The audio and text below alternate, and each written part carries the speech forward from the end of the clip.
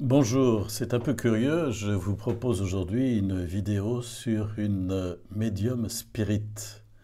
En effet, j'ai rencontré récemment un prêtre qui se recommandait d'elle, qui l'avait connue et qui pour lui avait été comme une sorte de coach en médiumnité, hélas.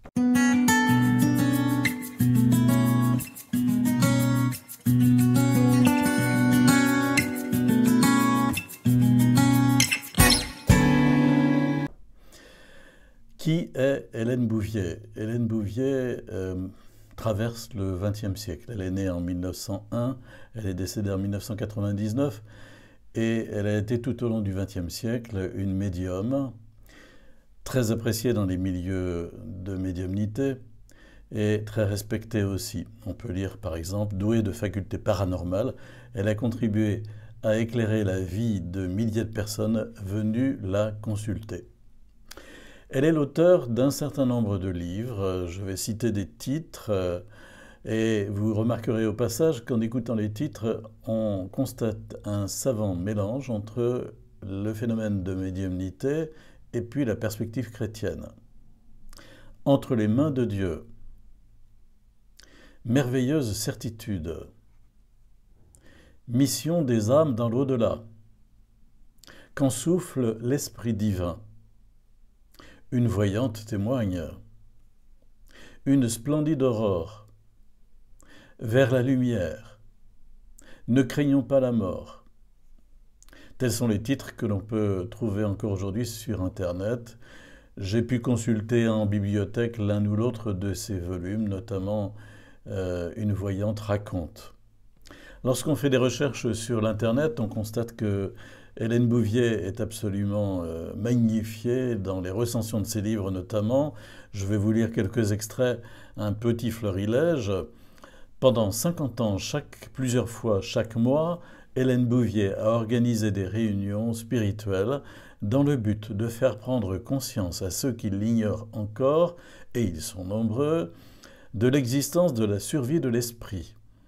La notoriété d'Hélène Bouvier n'est plus à démontrer. Cette femme exceptionnelle est un cas unique dans le monde de la voyance, toute sa vie durant, avec un talent extraordinaire et une spiritualité au plus haut niveau. Hélène Bouvier a cherché à donner des preuves de la survie et de la réincarnation.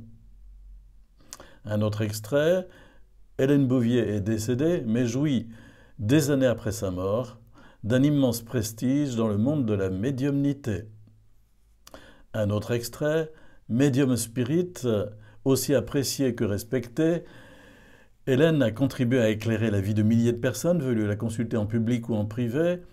Douée aussi pour l'écriture, elle montre une haute pensée spirituelle qui a marqué sa vie même, puisqu'elle apparaît pour de nombreuses personnes comme l'archétype du médium accompli, désintéressé, généreux, instruit et aimant, très humain, capable de souffrir du dénuement matériel. Elle s'était de toute évidence placée au service de la cause de la vérité, avec un grand V, au détriment de son confort personnel. En fait, quand on examine les choses de plus près, on s'aperçoit que Hélène Bouvier est une spirit, une médium spirit, une voyante spirit qui entretient la confusion avec la vie religieuse, la vie spirituelle. Je la cite dans son livre Une voyante témoigne, page 25, « Je suis ce qu'on nomme une voyante spirit, c'est-à-dire que je vois ceux que l'on appelle morts et qui vivent réellement dans l'au-delà. Je crois en Dieu et en cette communion spirituelle des âmes par la prière, telle que nous l'enseigne l'Évangile. » On sent tout de suite la confusion entre la médiumnité, le spiritisme d'un côté et d'autre part une foi chrétienne réelle qu'elle avait, mais elle a mélangé les deux. Par exemple, page 28 dans son livre Une voyante témoigne, « Ma vie fut tissée de miracles d'amour. Comment qualifier autrement ces perpétuels contacts avec l'au-delà, ces visions, ces auditions supraterrestres et la lumière qui m'a été et qui m'est encore permis de distribuer à ceux et celles qui viennent la chercher sous forme de conseils bénéfiques. Je disais, elle entretient la confusion. J'ajouterais, il y a vraiment de grandes confusions dans son œuvre et qui ne trompe personne. On voit bien qu'elle mélange tout, qu'elle confond spiritisme et communion des saints.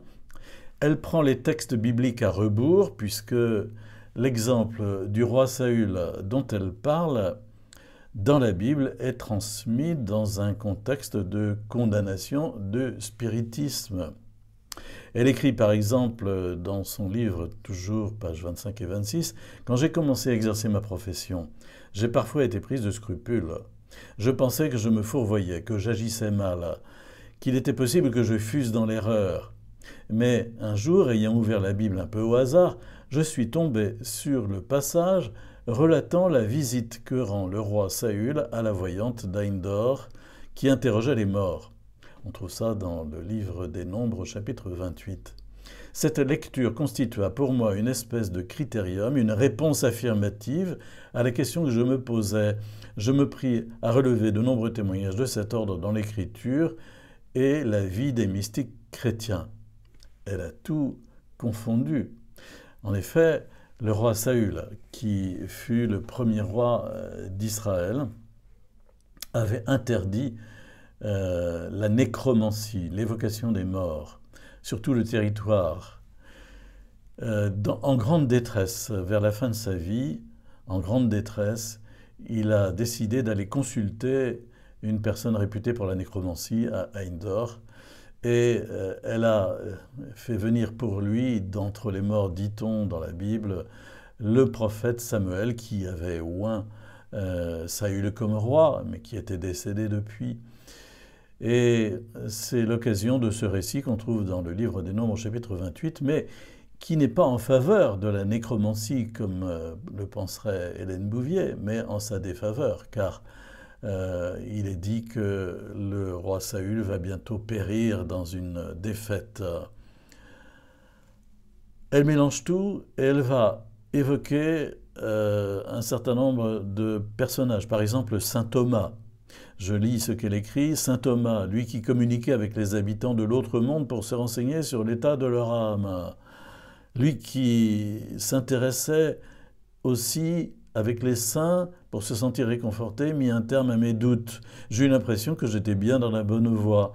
C'est de tout cœur que je m'adonnais alors à mon métier qui peu à peu prit forme de vocation. Où a-t-elle été chercher que saint Thomas consultait les morts, communiquait avec les habitants de l'autre monde pour se renseigner sur l'état de leur âme? N'importe quoi. Elle va dans le même sens. Et on trouve ça non pas dans ses livres mais sur Internet, dire qu'elle a consulté le Padre Pio du temps où il était parmi nous, et elle en fait le récit suivant. Après la messe, les fidèles défilaient longuement un à un devant Padre Pio pour la bénédiction. C'était le moment où chacun pouvait lui demander d'intercéder pour obtenir une grâce céleste. Là, au cours de ce rituel émouvant, il n'était pas rare de voir un malade se lever, guéri, tomber à genoux et louer le Seigneur. Quand ce fut mon tour, je lui demandai si je devais poursuivre ma vocation, si c'était bien ma voie. Il m'a regardé de ses grands yeux lumineux et je me suis senti percé à jour. Il avait tout compris de moi dans la seconde même. Il m'a souri et il m'a tendu sa main stigmatisée que j'ai baisée, puis il m'a béni avant de passer à une autre pénitente. Pour seule réponse à ma question, j'avais vu un amour immense dans son regard intense et lumineux. Puis il alla confesser les pèlerins qui l'attendaient. Moi, je n'eus pas besoin d'aller me confesser, il avait immédiatement tout vu en moi. Le soir, à la bénédiction, j'étais la bonne dernière. En me voyant, il s'est mis à rire et m'a tendu à nouveau sa main stigmatisée, mais il n'a rien dit. Pas un mot sur mes problèmes. Pourtant, je me sentais complètement rassuré. On peut évidemment douter de la validité de ce qui est dit ici, car de nombreuses personnes qui sont dans les facultés paranormales se recommandent de Padre Pio. Elle n'est pas la première à faire ce genre de choses. Je lui laisse son récit en l'état. Je doute fort que Padre Pio puisse vraiment accepter ce type de choses et marcher la main dans la main avec Hélène Bouvier. En plus, quand elle dit qu'elle n'a pas besoin de se confesser parce qu'elle a perçu dans les yeux de Padre Pio un si grand amour qu'elle se sent tout à fait rassurée, on voit bien qu'elle aura quand même besoin, spirituellement parlant, d'aller un peu plus loin pour voir s'il n'y aurait pas quelques péchés dans sa vie. Bon.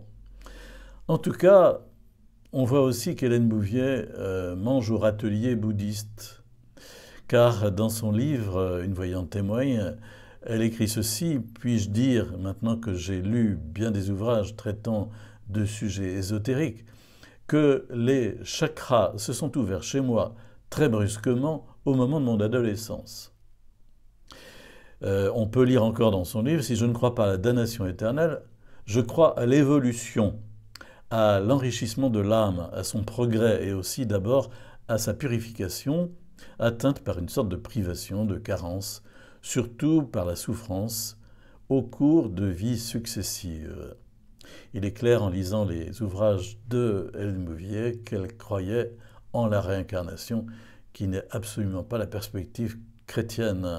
Et quand elle parle d'ouverture des chakras, on peut effectivement se poser la question de l'origine de ces communications supraterrestres avec de prétendus défunts. En effet, on ne communique jamais avec les défunts. Je recevais encore cet après-midi une personne qui me dit « J'ai vu et j'ai communiqué avec mon père. J'ai vu et j'ai communiqué avec ma mère, qui sont défunts tous les deux. » Je l'ai détrompé en lui disant « Non, non, vous avez été roulé dans la farine par les esprits.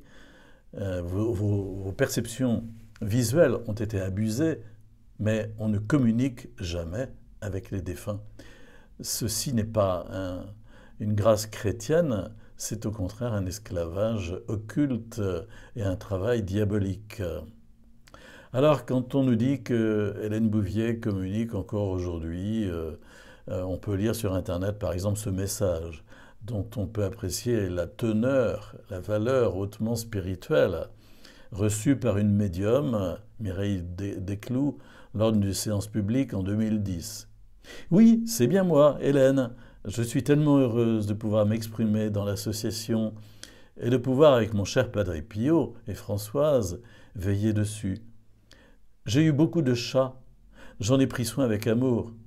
Je les ai retrouvés de l'autre côté. Mais pourquoi est-ce que je vous parle de mes chats? Vous vous posez la question. Parce que maintenant, pour moi, vous êtes comme des petits chats. Et avec tout mon amour, je veille sur vous pour que vous grandissiez dans l'amour du Père. Oh, ce n'est pas que je sois inquiète, mais il faut bien que depuis où je suis, je continue à œuvrer. Avec le Padre Pio, nous formons un bon duo, et Françoise veille à ce que tout se déroule bien. » N'importe quoi, n'importe quoi. Dans son livre « Quand souffle l'Esprit divin », j'en ai vu la table des matières, elle a tout un chapitre sur les animaux et leur survie. Les animaux nos frères, leur survie, les chiens d'avalanche, le paradis des bêtes, etc. On est dans la communication animale avant l'heure. Terminons, si vous voulez, pour souligner que ce type de personne qui est elle-même dans une très grande confusion et qui manie cette confusion pour mieux attirer les gens, même s'il est très désintéressé et qu'elle a semblé rendre service, ce type de personne a toujours autour d'elle des bons apôtres pour l'encenser. Comment s'étonner qu'un dominicain de très haut niveau intellectuel, qui a connu personnellement Hélène Bouvier et la recommande, confonde à ce point médiumnité, voyance, divination d'une part, avec une expérience spirituelle chrétienne authentique d'autre part. On est dans une grave confusion. Mais il n'est pas le premier, car le philosophe français Gabriel Marcel, dans la préface à son livre « Une voyante témoigne », déclare à propos d'Hélène Bouvier « Ce qui frappe chez Mademoiselle Bouvier, c'est d'abord une absolue sincérité. Le don est vraiment éprouvé et pleinement reconnu comme un don de Dieu. En d'autres termes, que la voyance s'établit à un niveau spirituel très élevé. Donc il était totalement illusionné, totalement roulé dans la farine. J'ai déjà dit ce que je pensais du médium spirit François Brune, prêtre sulpicien décédé maintenant, et qui s'est fait l'apôtre de la médiumnité dans l'ensemble de ses publications, de ses vidéos, de ses communications, de ses livres. Soyons attentifs à ne pas tout confondre et ayons les idées claires sur le fait qu'il n'y a jamais de communication psychique ou, à plus forte raison spirituelle, avec les défunts. Ce sont toujours des communications spirites et il faut donc se tenir éloigné de ce type de personnes et en décommander la lecture.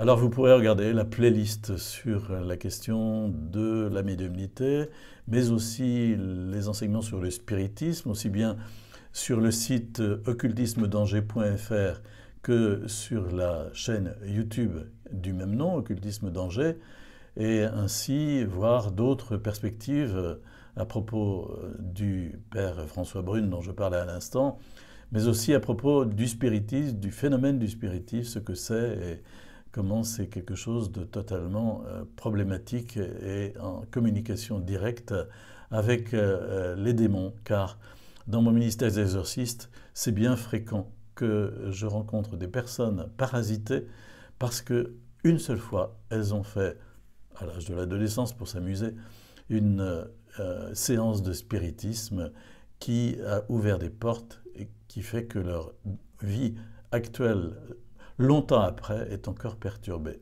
Tournons-nous éloignés de ces choses, nous ne nous en porterons que mieux. À bientôt.